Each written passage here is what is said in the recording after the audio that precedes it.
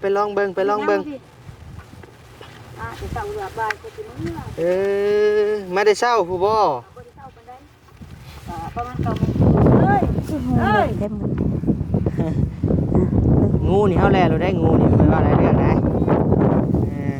เขาเห็ดมันขาดเบิ่งจังหวะกบประจักเด้คือเลิกลองเบิ่งมึงดูเลิกเสร็จดีตัวแม่ใส่อีกแล้วตัวแม่เราอยู่เลิกนี่แหละโดยมันจะเป็นกระคุเลยได้ไหมจ้ะอย่างนี้เจ็บไปกินบ่หรือเจ็บขายเก็บไปขายคุยไปขายบ่ได้ปรุงบ่ได้แต่งได้นี่พี่น้องเอ้ยเนาะของสดภาพที่ว่าเพิ่นเป็นชีวิตประจำวันเพิ่นเลยเนาะพี่น้องเนาะบ่ได้ไปขุดกระปูกับไปหาอย่างนึงโดยคือสิบ่มีแล้วบ่มียามนั้นมีแต่ยามกระปูแหละกระปูหน้าเนาะนั่นแหละที่มันขุดอยู่ข้างหน้านี่ไปนี่แหละไม่แล้วกันหน่อยพี่น้องเอ้ยเอาเล็กเฮ็ดเนาะเฮ็ดเอาเองโดยก็สิซื้อเพิ่นก็มันแพงพี่น้องเอ้ยนั่นแหละเพิ่นบุญเฮาลูกเต้าจะมีจักคน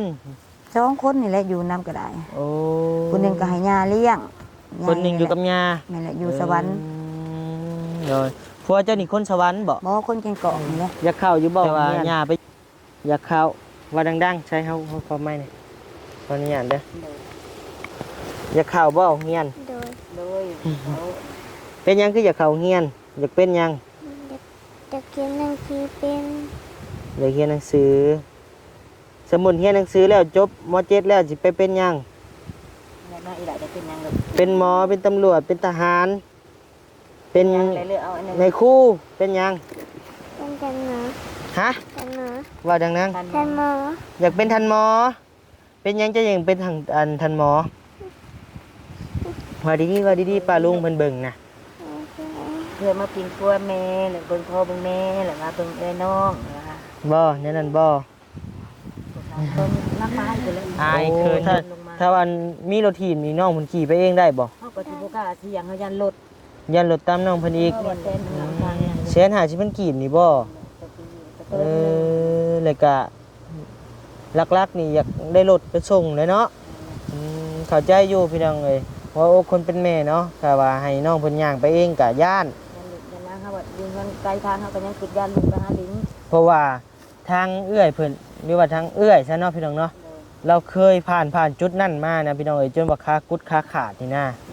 มันเลยพังในจิตในใจบ่นิ้วเข้าใจความรู้สึกเลยอ่ะเนาะว่ามันคิดจังใดน่ะความเป็นห่วงลูกนะเพราะว่าเอื้อยเพิ่นก็เคยผ่านมาแล้วในจุดนี้พี่น้องเอ้ยเนาะก็เลยว่าคิดย่านไว้ก่อนก็คิดจะมีก็ดีเนาะ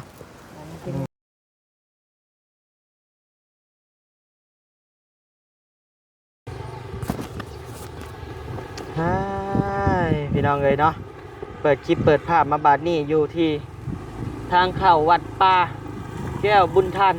นะพี่น้องเนาะอยู่ทางเมืองจำพรพี่เด้อพี่น้องเด้อเนาะเปิดคลิปเปิดภาพมา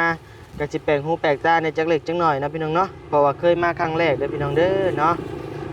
เคยมาครั้งแรกที่ว่ามาถ่ายคลิปถ่ายทำให้พี่น้องได้เบิ่งได้ชมน้ำกันพี่น้องเลยเนาะทางเข้าวัดเป็นก็คืองามแท้เนาะอันนี้เนาะทรงไทยโบราณพี่น้องเอ้ยงามคักงามเนี่ยพี่น้องเอ้ยเนาะเมื่อนี้ก็เดินทางมาใกล้เติบพี่น้องเอ้ยจากบ้านบานิวมากะตกอยู่ประมาณ50กว่าลักนี่แหละพี่น้องเอ้ย60นี่แหละเนาะกับบ่ก็ใกล้เติบอยู่คนทางมันขี้ร้ายแห้งพี่น้องเอ้ยนี่ทางกันบาวัดไส้เนาะส่งคลิป2 แม่ลูกคนหนึ่งนะพี่น้องเนาะที่ว่าเก็บผักขะแยงไปหลอกขายนะพี่น้องเนาะแล้วก็ค้าเพิ่นกุดนะพี่น้องค้ากุดเบื้องหนึ่งแล้วก็มีลูกสาวน้อยผู้หนึ่งพี่น้องเลยแต่อีต้นอยู่นะพี่น้องเนาะมือนี่เลยฮะลูก2 คนบ่หักไปเบิ่งไปทำเพิ่นนำกันเนาะเห็นเลยก็เห็นในคลิปเลยก็เป็นตาอีต้นสงสารอยู่เด็กน้อยพี่น้องเลยสงสารแม่พ่อมาแหละเพราะว่าแม่ก็พิการขากุดขากาขาดพี่น้องเลยนี่ได้ทั้งเข้าบ้านซองมันก็ได้เนาะ ยังโดยขอบใจหลายๆโดยทางง่ายเพิ่นพี่น้องเลยทางเพิ่นเมื่อกี้นี่เนาะนี่แหละมันจะคนนึงลอยดิดิ เนาะขับรถก็ได้ เออเอาเนาะก่อนอื่นนั่นบัดนี้ก็ขอโอกาสทักทายสบายดีพ่อแม่พี่น้องหมดทุกผู้ทุกคนเด้อเนาะที่เข้ามารับชมคลิปบ่าวนิวโดยตลอดมาเนาะบัดนี้ก็ขอบคุณผู้ใหญ่ใจดีหมดทุกท่านที่เข้ามาติดตามเนาะพี่น้องเนาะโดยไปพี่น้องเอ้ยมีแต่เข้าไปเบิ่งติดตามเบิ่งเนาะพี่น้องเนาะจักสิพ่อแล้วหรือบ่พ่อพี่น้องเอ้ยรอเบิ่งรอชมนํกันเด้อพี่น้องเด้อเนาะโดยไปเดินทาง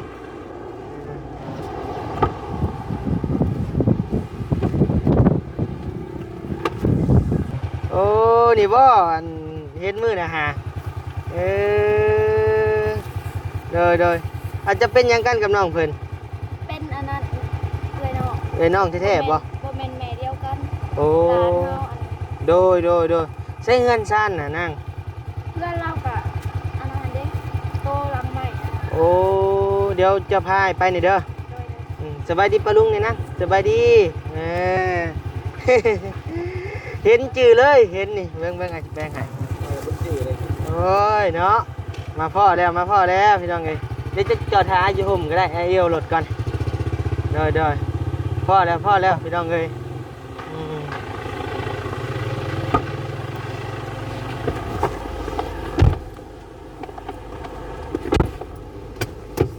ใครจะเห็นเนาะ แม่ตาไว้เติบเผื่อกระไดเนาะเผื่อเบิ่งคือแหละบุนี้เอาโอเคเดี๋ยวพูดแหละเงินซ่ามือก่อนโอ้นี่โบใส่ทางนาซาเป็นเนื้อโบกายเนาะโอ้นี่โบเงินน้องเพิ่นใส่ลีกอีนั่ง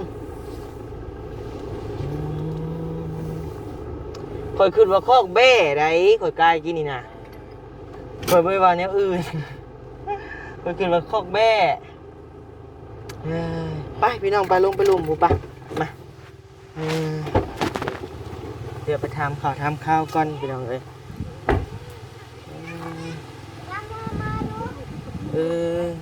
น้องจะบ่นี่แม่นบ่โอ้เด้ออันน่ะพ่อเจ้าบ่โอ้สบายดีเด้อพ่อเด้อเด้อใช่แม่อยู่ใช่โอ้โดยเอาเดี๋ยวไปเอิ้นแม่ก่อนก็ได้โดยตัวพี่น้องเอ้ยมาขุดกับปูว่าซั่นเนาะ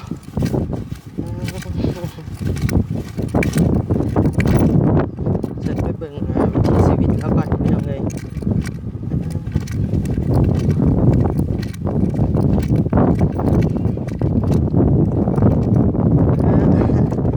ใช่ไอ้จะได้หานั่ง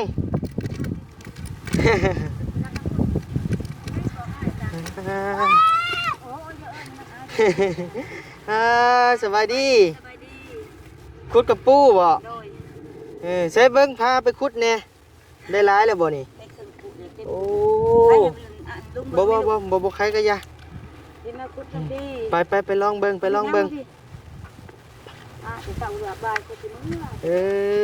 ไม่ได้เศร้าผู้บ่ประมาณ9:00 นเอ้ย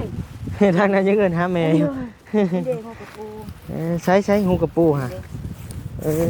นี่บ่ใช้ลองเบิ่งดูได้อยู่บ่ใช้เอาพร้อมกันเลยบ่นี่ ไปเลยเขาก็เดี๋ยวแล้วเขาบ้านมันหลานเอาจังโอ้ยโดยมาเฮ็ดได้เนาะน้าพี่ลูกมาพี่มันแดดอายได้ถามนะมาพี่ลูก วายดอกว่าน้ำฮับเป็นอยู่มาพี่หามไว้ เก็บให้ลูกก็ขะแยงลูก เก็บพอได้ขายได้ฮะ เก็บให้ลูกมากินแล้วบ้าน โอ้ยได้แล้วบ่ย่างน้ำฮับกับยางได้เบิ่งก็คอยเห็นไหมนี่ พอได้ว่ามื้อนี้บ่ได้ไปขายก็ไปขายมื้ออื่นว่ะพอได้เงินซื้อ โดย หาซื้อเสียหาเส้นนี้ในบ้านเมืองเพิ่นนั่นแหละ โอ้โด หาย ไปพอได้กินเลี้ยงปากเลี้ยงท้องไป โดยใช่เลยบักหามได้มาพี่หาม มาให้ลูก มาพี่ไว้มานั่งกับเพื่อนกับน้องจะดีไว้ สาวน้องเป็นว่าสิได้บางฮู้ก็ พี่มานั่งพี่บางงูได้แหลมบ่ทันได้ ออกมาบ่ทันเฮาดอก บ่ทันบ่ เสียงชับก่อนเลย โอ้โหแท้นี่บ่เคยพอจะเสือได้แหละ บ่เคยบ่ บ่แล้วเนี่ยเข้ามาลูกเนี่ยเข้ามาละอาย คันบ่ คันแล้วเกิดบ่ใส่หาเกิดไปทิ่ม โดย มันเกิดใส่เอาเลยมันเหลือนิดนึงบางมื้อก็ไปบางมื้อก็บ่ได้ไปเมื่อวานนี่บ่ได้ไปวันอาทิตย์มีแต่เอาผักไปขายให้เขาอย่างนี้ค่ะคือหูเลิกเต็มหมด งูนี่เฮาแลเราได้งูนี่ไม่ว่าอะไรเรื่องนะ เอาไปเห็ดมันขาดเบิ่งจังว่ากบบ่จักเด้คือเลิก ลองเบิ่งมึงดูใส่แล้วพี่น้องเอ้ยจุบจับอยู่เนาะ หากินหาอยากไปนี่แหละ เด้อเบิ่งวิถีชีวิตเพิ่นก่อนนะพี่น้องเนาะเป็นใดนี่แหละเพิ่นว่าคนใจสู่แท้ของจริงพี่น้องเอ้ย สู่ไปสันซาไผก็ได้ทำบ่เฮ็ดไปโอ้ยบ่เฮ็ดไปแบบบ่ได้กินนี่ได้ซะ โดย คันเฮามีใครอยู่เฮาแบบบ่มีหาแรงกินเช้ากินค่ำนี่จ้ะ โดย ตัวบ่อยากให้ลูกเต้ายากครับว่านี่เด้ โดย มันเป็นไปเลยก็สู่ไปนี่แหละชีวิตเนาะ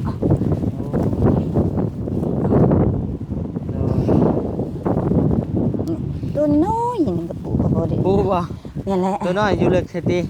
ตัวแม่ ตัวแม่เราอยู่เลิก นี่แหละ โดย มันจะเต็มกระคุเลยได้นี่ ตัวอย่างนี้เจ็บไปกินบ่หรือเจ็บขาย เก็บไปขายพูดไปขายเก็บทุ่งละ10,000หั่นเด้ ได้ครึ่งหนึ่งเลยเนาะ ได้เขียดตัวเดียว ได้เขียดตัวหนึ่ง นี่แหละแต่ว่าครึ่งพุ่นแล้วมันเจ็บได้หั่นเด้ โดยนี่แหละ เด็กกระปู พี่น้องเลยเพิ่นเอิ้นว่าคนสู่ชีวิตของแท้เนาะพี่น้องเนาะแท้จริงแล้วแหละเนาะสุดแต่น้ำเพิ่น เก็บแม่ลูกพักกันเองค่ะเป็นหนังซื้ออยู่เอ้าเก็บเมื่อ ได้ นั่นน่ะ ได้บ่เก็บนะบ่เก็บอย่างเฮาดอกเนาะ งูกระปูนลายมันตัวน้อยบ่อยากขุดมันจักอ่ะ โดย หาแล้วขุดแต่หูใหญ่ๆหูลูกแถวลุงบ่นั่งคือเอาขุดไป ไปลองไปเบิ่งปะ สิให้ลุงตัวขุดให้เบิ่งนี่ ขุดได้บ่นี่น้องน้ำน้ำใสใส่น้ำเค็มอันไม่เลยก็ฮะลูก บ่ได้ปรุงบ่ได้แต่งเด้นี่พี่น้องเอ้ยเนาะ ของสด ภา ส พ ด ที่ว่าเพิ่นเป็นชีวิตประจำวันเพิ่นเลยเนาะพี่น้องเนาะ บ่ได้ไปขุดกระปูกับไปหาอย่างหนึง โดย คือสิบ่มีแล้วบ่มียามนั้นมีแต่ยามกระปูแหละ กับปูหน้าเนาะ แม่นแหละนี่มันขุดอยู่ข้างหน้านี่ก็ตัวใหญ่สินี่หูนี่ใหญ่แล้วนี่ใครแต่ นี่แม่นบ่นี่ แม่นแหละโอ้เขาบ่ได้มีเงินลูกเอ้ยหน่อยขึ้นนี่แล้วเขาเห็นเป็นพระสิคือโพเจ้าแม่นขึ้นมือบนเวียนก็บ่ขึ้นอยู่นะ ได้บ่าวบ่ โดยบ่าวกับคาราชาสอง โอ้แต่บัดนี้ยังน้อยบ่ว้าวแล้วพี่น้องเอ้ยเรื่องบ่าวเรื่องแวว เบิด นี่ มือบนเวียนเลยบ่ เสือกใน1 2ในก็ยังบ่พออ่ะปล่อยขึ้นสูง จูนี่แล้วก็ยังบ่คักบ่คันเน้นเสือกอันนั้นมันอยากคักเสือกเอ็นคันเสร็จเอ็นยังไง เอาเข้าเรื่องเฮาก่อนพี่น้องเอ้ยไปเดี๋ยวนี้เลยติไปหาอยู่หากินก็ได้ แบบนี้แหละ อันนี้ก็เฮ็ดเอาบ่ได้ชื่ออันนี้ก็ได้ พอเด็กน้อยในเฮือนเฮ็ดให้ตะกี้มันก็สูงอยู่แต่มันก็หักลงแหละมันเหี่ยนลงในยางลาย โดย ไปนี่แหละ ไม่แล้วกันหน่อยพี่น้องเอ้ย เอาเล็กเอ็นเอา โอ้ยเนาะเฮ็ดเอาเอง โดย ก็สิซื้อเพิ่นก็มันแพงพี่น้องเอ้ย นี่แหละเบิ่งพัก ไปเฮาว่าพอแล้ว โดย หรือว่าสิเอาก่อนบ่ ได้แล้วพอแล้วก็พอ ไปมานั่งโอ้นั่งลมเฮาก่อนจักเล็ก พูด จัก เด็ก น้อย เขาห้องพูดไป โดย ไปลูกไปเขาห้อง ใช้ เอ นี่ เอามาให้ที่เสียมพันลูกป้าแบบนี้แหละแต่ละมือเธอกับลูกไปน้ำแล้วก็ซอกันแล้วก็จะหายมีแต่หูยก อั มาน นี้ก็ขุดขั่วเลยพี่น้องเอ้ย ที่เขาห้องกงใหม่กันบ่ ผมกกไม้บ่ผมนี่ก็ได้นี่บ่ ห้องนี้ก็ได้จ้ะ กกไม้จะไปได้บ่ ได้ ไม่ยันสะดวกกว่า ไปกกไม้ซะ มีแต่ห้อยเฮาแล้วก็นั่ง ขึ้นยากกระดอกเนาะ มีแต่หูกระปูเลยแค่นี้ครับอย่าควัดตัวที่เด้อลูกเด้อ ระวังงูได้อครับเอ้ยขุดหาผม แม่นแหละลองกดนี่ ไป แล้ ขึ้น ว เทิงผู้ได้บ่เจ้า เอาขึ้นไปลูก เก่งลีเนาะซะเนาะขึ้นได้นี่ หัวขี้งัว ว้ายงูบ่ บ่กลัวขี้งัวเพิ่นว่า ตกใจดิเออ เดี๋ยวว่างูสิแล่น เล่นแบบซ่าๆบ่มานั่งอมๆเย็นๆกะยามันน่าขี้งัวเกิดน้ำลังเฮา เออขี่งัวได้หาได้ บ่ได้ย่านขี้งัวดอกย่านแต่ขี้คน ไปซะ บ่ต้องย่านซะ เออ กินซอยจุซอยจ้ำก็ยังกินได้ติ บีบคั้นเอาเย็นเอายังเอา อืม เด็กตรงยาง มานั่งพี่นั่งนั่งรถนั่ง เด็กหูกระปูตัวนี้ดิ งามงามงาม นางนี่ เกิ ลู ด ก เป็น นาง หนา นี่ เฮาแน่กว่าอันนี้ โดยภาพก่อนแยงหู ยังแย่หูกับผู้อยู่ มันแม่ลูกเข้ามาพี่นี่ไว้ ยาเพิ่ นี่กันยังได้บ่าวค่ะบ่เอาได้ซะนะบ่เอาน้ำบ่าวหั่นลูก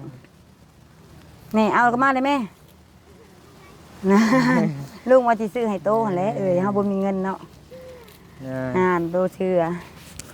เมื่อยพี่น้องเอ้ยสบายดีเด้อเป็นให้ได้สู่ชีวิตต่อไปเนาะไผก็ได้ โด หาย กินไปไผก็เมื่อย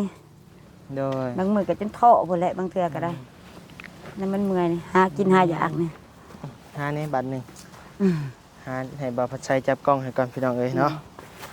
มานั่งใกล้อีนางเพิ่นก่อนจักเล็กจักน้อย ลุงคือกินว่านะลูก บ่เป็นหยังดอกเฮากินคือกัน เนี่ยนะบ่ แห้งหมักแห้งแซ่บแหละตัวนี้ เลย ใช้อันเสียงกล้องไผกินนี่ คอย เต้านี่แหละพี่น้องเอ้ยเห็นในคลิปเนาะ เลย อีนางนั่งดีๆงาม นายพี่ย้ำมาลูก ๆงามๆ มีแต่เพิ่นนั่นแหละได้ไปนำก็ได้ทางใดก็ได้อ่า บาท กับบาทเลย ไปเห็นยังมาน่ะ ลบไปวัดน้ำแม่เมื่อคืนนี่ก็หนาว โดยมื้อนั้นเฮาเห็นคลิปเจ้าเนาะ โดย คลิปนี่แหละเห็นเจ้าย่างไปขายผักขะแยงบ่มื้อน่ะกับอีนางนี่แหละ แม่นมื้อน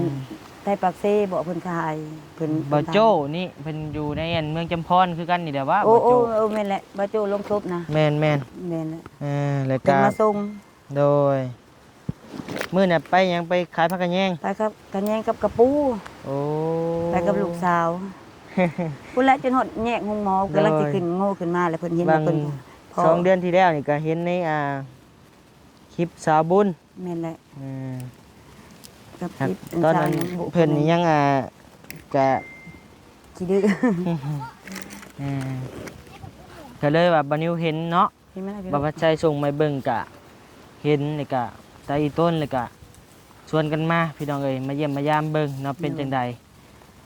การชีวิตเป็นอยู่ของแม่เพิ่นแล้วก็น้องเพิ่นเนาะพี่น้องเนาะ ทุกงาน คือว่าทางน้องเพิ่นนี่ตามบัดนิวเบิ่งในคลิปนี่ก็โอ้พี่น้อง บ่ได้ เอ้ย เข้าโรงเรียนนี่แหละ ไปนำแม่ตลอดเนาะไปหาอยู่หากินแต่ว่ามื้อนี้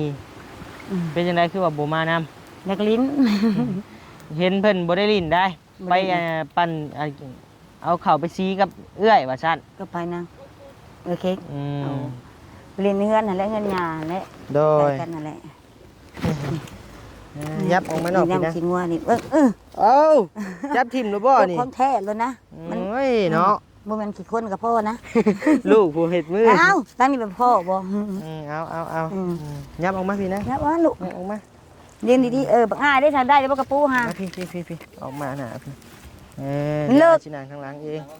นั่ นั่งลงเด็บเก่าเจ้า อย่าได้หลายโตเด้อ โดย กระปูเด้อนางดีๆเด้อลูกเด้อเมื่อยไปขุดกระปูก็ได้ อ่า ได้อยู่พอได้กิน โดย นี่แหละ เป็นจังไดคือว่าขาอันเจ้าคือเป็นอันนี้คือ ร เป็ ถ นพิการ รถต่ำนี่แหละรถต่ำก็ตั้งแต่ได้ปัวได้2 ปี 3 ปี มาก็รถต่ำเพิ่นปัวบ่ได้มันหมุนเนาะตีนขารถ โดย มัน นางเด็บเก่าเนี่ย เฮาเฮ็ดเวียกอยู่แคมทาง เจ็บ อะ บ่ นะ ยับนั่งหลังก็ได้ เฮ็ดเวียกอยู่แคมทางแล้วพันนี้รถมันเลย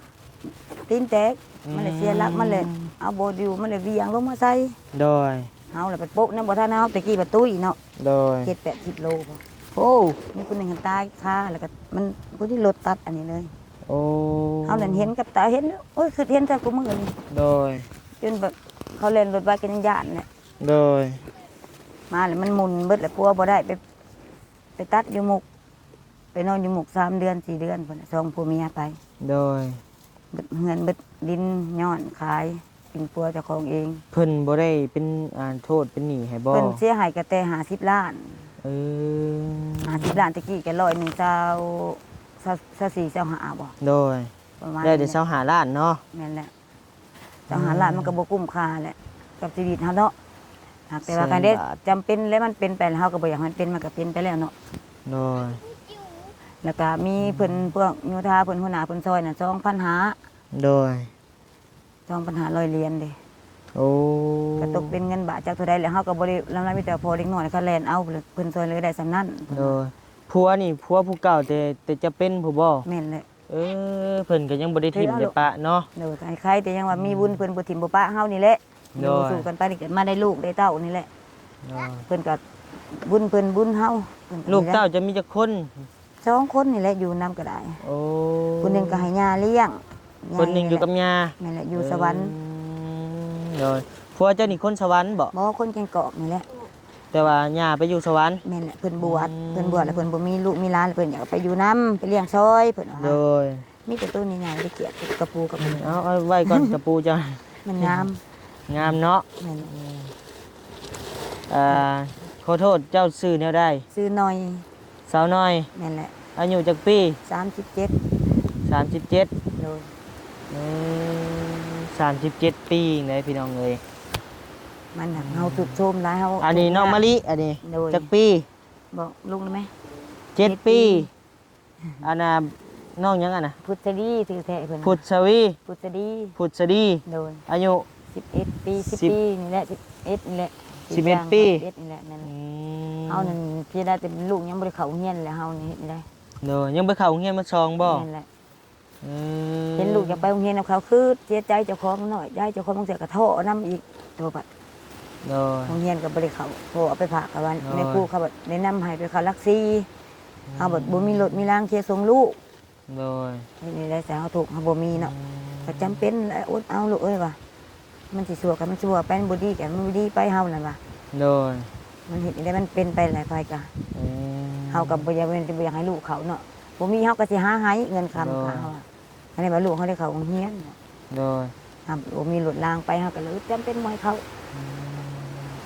ผัวจะได้ซื้อในได้ผัวเจ้า ซื้อเลข เบาเล่ แม่นแหละ อายุ 40ปลาย41 โอ้ 42นี่แหละเขาเลยแหละเพิ่นก็ได้ 41 42เนาะ โดย น้องแม่บ่นิวหลายกับบ่หลายปีปานใดพี่น้องเอ้ยแม่บ่นิว40กว่าเนาะ อืม อืม เพิ่นก็สิ42 43 จัก แล้ว ปีแล้วเจ้าอันคาอันเป็นอันนี้น่ะ 13 ปีแล้วบ่ 13 ปี โดย ตั้งแต่ลูกยังบ่ทันเกิดเนาะ แม่น ได้ลูกนี่ตอนขากุดแล้ว แม่นแหละ โดย กันบ่เอาก็คิดว่าบัดเฮาสิตายแล้วมีผู้ใดเบิ่งนี่แหละ โดย แต่ ใคร คือ แต่ยังผัวยังแพงเนาะ แม่นแหละเพิ่นบ่ถิ่มบ่ปะหายเครียดก็ยาเพิ่นหายยามเฮาผิดเฮาก็ยอมรับ โดย อยู่นํกันไปนี่แหละอันนี้ลูกก็มีแหละกันชาติแต่เฮาบ่มีลูกนี่เฮาบ่แม่นว่าเฮาปลูกเขาตายแล้วเฮาเหลือใจเฮาทุกข์เฮายาก เสียใจเจ้าของนี่แหละเฮา โดย นำตัวเองบ่มีเลยน้อง อย่าเพิ่งคิดในนั้นได้เนาะ เลยน้องกับเขาก็บ่สิวุ่นวายนำเฮาเนาะ โดย แต่มากะปะเขาถิ่มมาแล้วเฮาเขาพออยู่พอกินเลยค่ะครัวเข้ากับมาเขาก็บ่ได้มาส่งมาเยืมมาถามมาไถ่เฮา โดย ตะกี้นี่เป็นห่วงเอ้ยน้องเรียนนี่เช้าแล้ว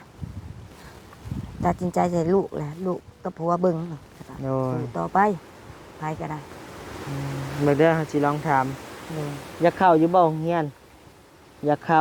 ว่าดังๆใช้เฮาความหมายนี่ตอนนี้อ่านเด้ออยากเข้าบ่โรงเรียน โดย โดย เป็นหยังคืออยากเข้าโรงเรียนอยากเป็นหยัง จะเขียนหนังสือเป็น อยากเรียนหนังสือ สมมุติเรียนหนังสือแล้วจบม .7 แล้วสิไปเป็นหยัง มาอีหลายจะเป็นยังเลย เป็นหมอเป็นตำรวจเป็นทหาร เป็น ยังเลยเอาอันนั้น ในครูเป็นหยัง เป็นทันหมอ ฮะ ทันหมอ ว่าดังนั้น ทันหมอ อยากเป็นทันหมอ เป็นหยังจะยังเป็นทางทันหมอว่าดีๆป้าลุงเพิ่นเบิ่งนะ เพื่อมากินครัวแม่หรือเบิ่งพ่อเบิ่งแม่หรือว่าเบิ่งแม่น้องนะคะ บ่แน่นั่นบ่อายเคินอยู่พี่น้องเอ้ยใช้อย่าบิดกว่านะมินว่าพี่ เคินไผกันนี่ผู้บ่าวบ่ได้มีนะนี่นี่เออ เป็นอาย เอ้ยพี่น้องเอ้ยอายอืมใช้เงยหน้าขึ้นมาเบิ่งป้าลุงอยู่ผู้ไว้ เบิ่งอยู่กล้องกูแน่มึงดู เออ แม่จะเห็นเฮาอยู่บ่อยู่เนาะเปิดครับ คนผู้งามเด้นี่เนาะใหญ่มากอยากเป็นหมอพี่น้องเอ้ยแต่ตอนนี้น้องเพิ่นอยากเรียนอยู่แต่ว่าทั้งแม่เพิ่นเงินคำกำแก้วนี่แหละเนาะพี่น้องเนาะ ล้างไปมาแล้ว น้ำรดน้ำล่างโรงเรียนในบ้านนี่บ่มีบ่ นี่จะต้องนกบุญนั่นแหละแต่ในบ้านก็สิรักซี่แบบก็เป็นเขตรักซี่เบิด หลักสี่นี่ทางใด มันได้ลงไปใน ใกล้เติบบ่ รักหนึ่งช่องรักปลายพุ่นแหละ โอ้ถ้าวันมีรถถีบนี่น้องเพิ่นขี่ไปเองได้บ่ เฮา ก็สิบ่กล้าเสี่ยงเฮายันรถ ยันรถตามน้องเพิ่นอีก แม่นแหละมันหนทางใหญ่ลงไปเด้ โดยคนทางใหญ่ใกล้ทางเขาชุยผู้บ่ บ่นะใกล้ๆนี่นั่นนี่ภาคบ้านนั่นเฮาไปนี่ โอ้ ภาควันทางที่เจ้ากายมาทางนี้เด้ โดยถ้าว่ามีรถถีบไฟฟ้าบ่หรือว่ารถถีบนี่ให้เพิ่นปั่นไปกับอ้ายเพิ่นนี่สิได้อยู่เฮาว่า แม่นครับพอไปชงซะก่อนนั่นแหละคันว่าได้ โดย คันว่ามีหั่นนะคันว่าเพิ่นสงสารแต่เพิ่นให้ก็ยังดีอยากให้ลูกเขาเรียนเฮา โด น่ะ ยจังหวะตัวไหน อันนั้น เบิ่ง เรื่อง เบิ่งก่อน เว้ากันไปก่อน โดย พอเพิ่นเฮาก็บ่มีเพิ่นยืมเพิ่นมาได้เฮาก็ละ โดย ทงจะ ถ้าว่า เข ได้รถถีบไฟฟ้านี่ก็สิส่งได้อยู่เนาะ โดย เพราะว่ามันก็บ่ไกลปานใด1กิโล2กิโลให้พอไปส่ง สามารถก็ไปเอากันแหละ เรื่องส่งเสียนักเรียนมีอยู่บ่ซั่นน่ะ เขามีอยู่ มีอยู่ โดย เอ เพิ่น อ เอาให้บางยายว่าที่เขาเรียนแต่ทั้งปึ้มทั้งบิ๊กทั้งโซทั้งทงมีหยังให้ เพิ่นเอาให้บ่ นั่นแหละ อืม ก็เลยเขาเฮาก็บ้านนี้ โดยเออส่งเสื้อนี่พ่อนุ่งมีนุ่งอยู่บ่ยามหนาวนี่ มีพ่อหนึ่งอยู่ พ่อนุ่งอยู่ เฮ้ยแม่บอกอ่านตรงนั้น ให้กระบุกในตัว อี นี้ น่ะอีนางนี่เด้มีบ่ส่งเสื้อแขนยาวนี่ มีกับโบราณอ้ายนี่แหละมันมีเกิบนั่นแหละกับทงนั่นแหละ โอ้ปลาตีนเปล่า นั่นแหละเกิบก็ใส่ได้กับโมกอ่ะเอาไป หัก ทีมปลาทีมให้ โดยหักมื้อนี่เฮาถือเสื้อผ้ามาอยู่ได้ เลย เสื้อผ้ามือสองเจ้าก็สิใส่อยู่บ่ ใส่ให้แรงเฮาก็ใส่เบิดหน้าเฮาน่ะเสื้อขาดเพชรที่เป็นให้เฮาเก็บมาเอานุ่งได้เฮานุ่ง นางดีๆนะ นางดีลูก อย่าเพึ่งแพงแม่นะ เอาไปได้เฮา น้องเพิ่นก็คือแพงแม่พี่น้องเอ้ยเนาะผู้หญิงผู้เดียวอืมอ่า ปกติบ่เห็นแต่เฮาเขาก็ คะแนนเข้าโรงเรียนนี่สิตั้งใจเรียนบ่ตั้งใจเออ เข้าโรงเรียนนี่แพงบ่แม่ เพิ่นว่าเส้นหา แสนหาสิมันกีบนี่บ่ จะปีจะ เอ เติม อแล้วก็หลักๆนี่อยากได้รถไปส่งเลยเนาะเข้าใจอยู่พี่น้องเอ้ยว่าโอ้คนเป็นแม่เนาะถ้าว่าให้น้องเพิ่นย่างไปเองก็ย่าน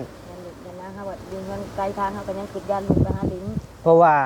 ทางเอื้อยเพิ่นหรือว่าทางเอื้อยซะเนาะพี่น้องเนาะเราเคยผ่านจุดนั้นมานะพี่น้องเอ้ยจนว่าขากุดขาขาดนี่นะมันเลยพังในจิตในใจบ่นิ้วเข้าใจความรู้สึกเลยอ่ะเนาะว่ามันคิดจังใดน่ะความเป็นห่วงลูกนะเพราะว่าเอื้อยเพิ่นก็เคยผ่านมาแล้วในจุดนี้พี่น้องเอ้ยเนาะก็เลยว่าคิดย่านไว้ก่อนก็คิดเดิมนี้ก็ดีเนาะ เป็นมามันสิเสียใจครับเป็นผู้เป็นแม่นี่อีก โดย เป็นลูกเป็นน้ำน้องก็ลูกคือเป็นวัตถุด้านเฮาล่ะมันเฮายามบ่ได้เฮาตายก่อนเขาใครแน่เฮาอ่ะ โดย หนูกินแม่ผู้เฮาเป็นแม่เฮาเป็นแบบนี้เลยเฮาสอนเขาบ่ได้ โดยได้พังเลยก็ได้เนาะพี่น้องเนาะเข้าใจหัวอกคนเป็นแม่เลยอ่ะพี่น้องเอ้ยอ่าพี่น้องเอ้ยหลักๆกับอีนางเลยเนาะกับบักหล่าเพิ่นนี่แหละพี่น้องเอ้ยหักบักง่ายเพิ่นนี่ผู้ชายนี่ก็ยังบ่อยากขึ้นยังหลายดอกพี่น้องเอ้ย คือเป็นดื้อ ขึ้นดื้ออยากลิ้นนั่นแหละบ่นิ้วเข้าใจเลยเพราะว่าบ่นิ้วก็เป็นเด็กน้อยผู้ชายคือกันพี่น้องเอ้ยเคยผ่านจุดนี้มาเนาะแต่ว่าอีนางนี่ยังขึ้นอยากเป็นนั่นเป็นนี่อยู่พี่น้องเอ้ยใหญ่มาเรียนจบอยากเป็นหมอว่าซั่นมาปัวพ่อปัวแม่เนาะที่ว่าง่ายคะแนนได้เข้าเรียนกับอนาคตของชาติพี่น้องเอ้ยเนาะชาติบ้านเมืองเฮานี่แหละพี่น้องเอ้ยเนาะนี่จ้ะถ้าว่ารถถีบไฟฟ้านี่เนาะราคาเท่าใดเนาะ ฮะ ต่อมื้อเฮาก็บ่ฮู้เด้ตัวนี้ มือบ่ฮอดที่มือ ตาย หมื่นปลายบ่ หลักหมื่น หลักหมื่นบ่ 4-5,000ก็มีแต่ว่า มันเป็นมือทองครับมันเป็นแบตมันก็บ่ดี หมื่นนะ หมื่นเนาะไร15,000ก็น่าจะได้เนาะ อกับพันหมื่น เออ ไม่ ห ได้ อด โต 12,000 12,000 13,000บ่ก็ หมื่นนี่แหละ ตกเงินกีบเฮาก็ประมาณ7ล้านพี่น้องเอ้ยคะแนนว่าเงินเรียนก็200ก็4ล้าน 300ปลาย400 300 400นี่แหละประมาณ 300ไปเอา 300ไปปลายๆแหละไปวันนี้ก็บ่เก่งเรื่องกันไหลปานใดนะพี่น้องเนาะ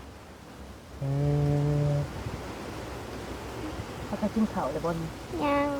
ยังเขา ยังบ่กินบ่ ไปทำลุงคุณเอากระปูให้ลุงมากิน เอากระปูให้ลุงมากินได้แล้ว หาแต่ตัวแม่เมื่อย อันนี้หาได้เท่าไหร่อันนี้เจ้าขายได้เป็นเท่าใดหมดนี่ เมื่อนี้แม่ก็ทานทิพย์ 30 ดอก อืม ตัวแม่มันก็ต้นไหนต้นเฮ็ดต้นกะทิตัวน้อยมันก็หลายแน่หลายตัวใหญ่อีกมันบ่ได้ละมันก็กุดมาใหม่ๆถ้าคนย่างนี่เอาเป็นเรื่องมันกิน บ่เอาได้ เอาบ่ เฮาเก็บไว้เจ้าขายซะ ดอก หรือว่าเก็บไว้เจ้ากินก็ได้เด้อ ดอก เออ3ใบนี่เลือกเอาใบใด เอาเลยแม่นางใบได้เจ้า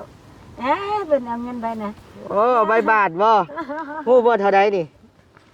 เลือกเอาไว้20บาทพี่น้องเอ้ยได้เท่าใด เดี๋ยว10,000ได้10,000อันนี้ใบ20คือได้หลายกว่าคือบ่เอาใบ20 บอกครับ ฮะ แล้วก็นี้ เอาข่อยให้เจ้านี่เอาได้บักหำนะเอา มุกับใจหลายๆเด้อ แบ่งกันเด้อได้มานั่งกันไหมพี่ไว้ เอ้ยเบิ่งดูน้ำใจเพิ่นอาหาร เด้อนี่เด้อเอา นกอะไรแม่ตัวใหญ่เลยแม่ก็ใจลุงเลยแม่ก็ใจเด้อ เด้อ น้ำใจเพิ่นอาหาร ผู้นี้ได้แปลกหมู่เนาะได้เงินบาทโหเสียไปซื้อยัง เย็นหนาว เอาให้แม่บ่ แม่ไปแล้วก็เอา เอ คืนดอก อ เพื่อแม่ยืมจะบ่เอานะแม่ เสียไปซื้อยังก็ กินนม ซื้อขนมอืม อันนี้ไปน้ำแม่ก็ไปกินหลายกลัวกัน เด้อเด้อ ไปน้ำมัน เฮาซื้อปิ้งไก่มาอยู่รถพูแต่ว่ามันไกลอยู่เดี๋ยวจักหน่อยออกเมื่อจังเอาแวะเอาน้ำเฮาก็ได้เฮาซื้อปิ้งไก่มาฝากอยู่อืม เดี๋ยวซื้อปิ้งไก่น้ำปล่อยโต๊ะก่อนนะ เด้อฮู้จักเด้ฮู้จักบ่นิ้วเลยอยากยิงอยากเพื่อได้บ่นี่ได้ เป็นเจอแล้วเป็นแรกเนาะ เนาะม อายมันเล็ก บ่ไอ้สิถามบักฮามใหญ่มาอยากเป็นหยัง คน อ้าวบ่นี่อยากเป็นหยังอยากเป็นคน ลูกเป็นทันหมอบ่เป็นหยัง ใช่เอานี่ก่อน ก่อนลูกมานี่ก่อน อ้าวบ่น้อยนี่ปั่นลีดิ นี่ว่ากับแม่กูอยากเป็นคนใหญ่มากกันเลย เอายาวเพิ่นพี่น้องเอ้ย นี่นี่น้อยจะตีตาได้ลุงตาปูหน้าเอาเอ้ย อืม มันบ่ฮู้จักเลยก็ช่วยบอก บ่ก็แม่นความน้องเพิ่นอยู่ใหญ่มาอยากเป็นคนบ่อยากตายอ่ะก็แม่นความน้องเพิ่นอยู่ มันดื้อจะเฮ็ดได้เฮาก็ได้บางทีเฮาก็อายย้อนจะไปทางโอ้ยตีบ่ อย่าเพิ่นอื บาง ม คนเขาก็ตายบางคนก็จะ บ่เฮาอยากถามเจ้า เรื่องใดที่ท้อที่สุดในชีวิตเจ้า งานมันบ่มีกินอยู่เลยนะมีครอบครัวแบบมันขาดเกินทุกอย่างเนาะหายังมาบ่ได้มันท้อหลายจังแต่ อืม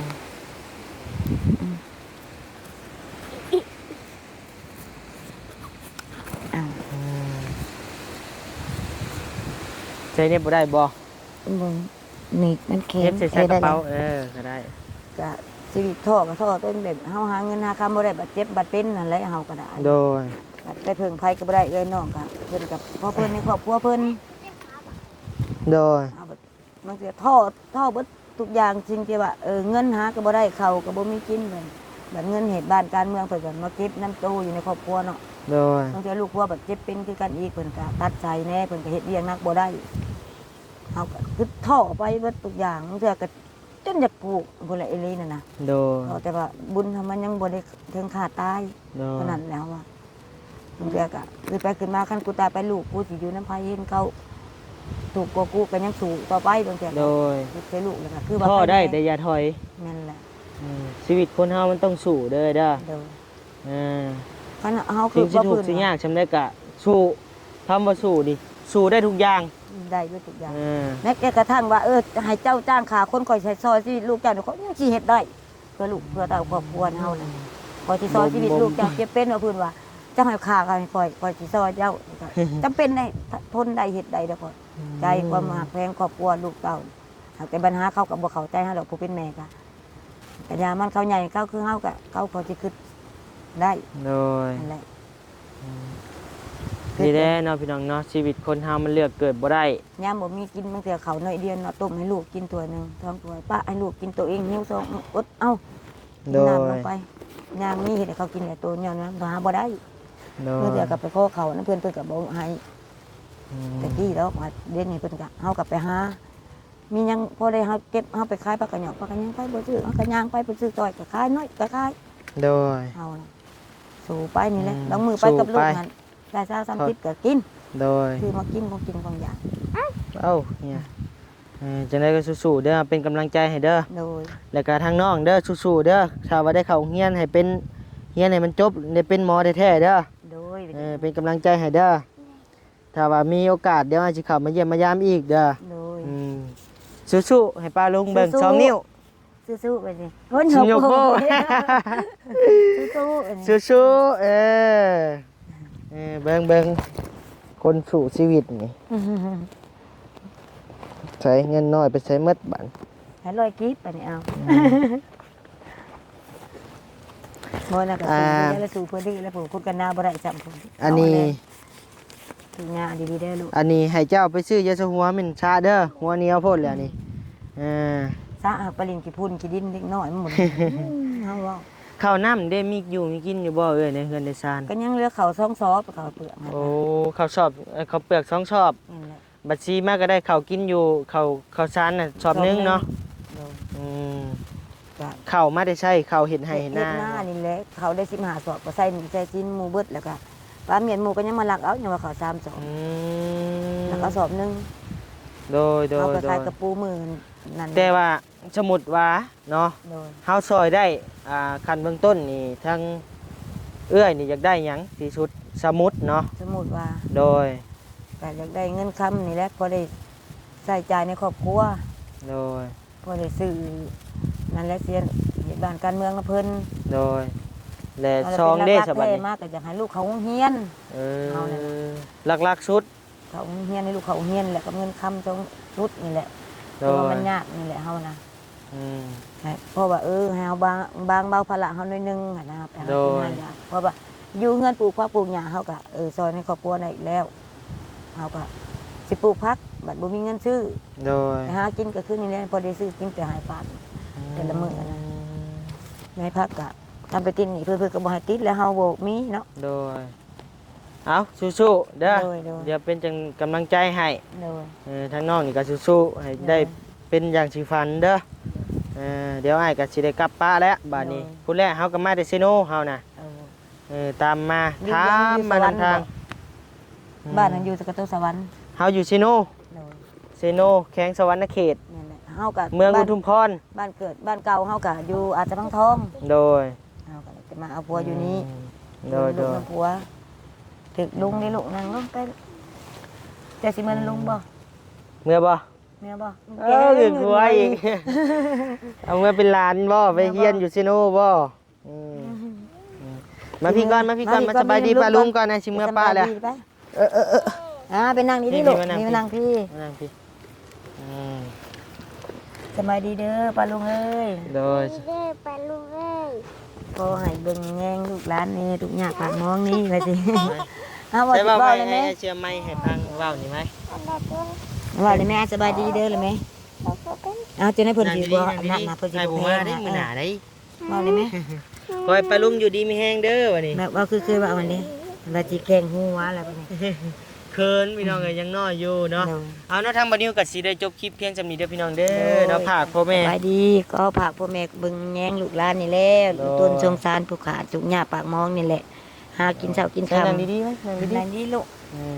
พ่อแม่ตาสงสารคนเฮาเบิ่งกันไปยามมีชีวิตเนาะกันตายไปแล้วแบบไปเบิ่งซอยกันบ่ได้เนาะอยู่สิกันอยู่นี่ก็เบิ่งกันไป โด พอที่ว่าเพิ่งได้ก็เพิ่งกันไปนั่นแหละคนเฮาเกิดมาแล้วก็ได้ โอ้ย ขอให้อยู่ดีมีแรงบ่จุกุทุกคนเด้อป้าลุงก็ได้ทั้งบ่าวนิ้วก็ได้ทั้งบ่าวนี่ก็ได้เฮาก็บ่จักชื่อเพิ่นเนาะ บ่าวพัดชัย แล้วก็ใช่ค่ะขอให้อายุมั่นคนยืนปรารถนาจริงได้ก็ให้ได้ดังปรารถนาเบิดทุกอย่างเด้อทุกคนก็ได้จ้า สาธุเอาเนาะทางบัดนี้ก็ เด้อ ฝากเคสนี่ให้พ่อแม่พี่น้องพ่อแม่ใจดีมาทุกท่านเนาะพิจารณาเบิ่งหน่อยเด้อพี่น้องเอ้ยเนาะรักๆก็อยากได้ทุนการศึกษาเนาะทำเฮียนของลูกสาวเพิ่นนี่แหละพี่น้องเอ้ยว่าง่ายๆก็ได้เนาะ โดยเอาเนาะทางบัดนิ้วกับผากพ่อแม่พี่น้องเด้อเนาะพิจารณาเบิ่งบัดนิ้วก็สิได้ลำลาพระจากพี่น้องเดินทางกลับเมื่อบ่ายมื้อ2ก่อนผู้แหละน้องสายฟ้าเฮาผู้แหละเนาะพี่น้องเนาะโดยสบายดีเด้อ เอาเนาะทางวันนี้ก็ขอให้พ่อแม่พี่น้องอยู่ดีมีแห้งความเจ็บบ่ได้ความไข้บ่มีปรารถนาสิ่งใดขอให้ได้สิ่งนั้นสมความมุ่งมั่นปรารถนาอย่าเจ็บอย่าจนลำรวยๆเด้ออยู่เป็นห่มโพห่มไส้ให้คนทุกข์คนยากตลอดปีตลอดไปเด้อพ่อแม่เด้อโดย ได้จงจง สาธุ เงินกินน่ะจงเคยเป็นกินได้หลายกว่าเก่าเด้อ สาธุเอาบ๊ายบายสบายดีพี่น้องเอ้ยโดย ว่าบ๊ายบายบ่ดี บ๊ายบาย จ้าเอ้ย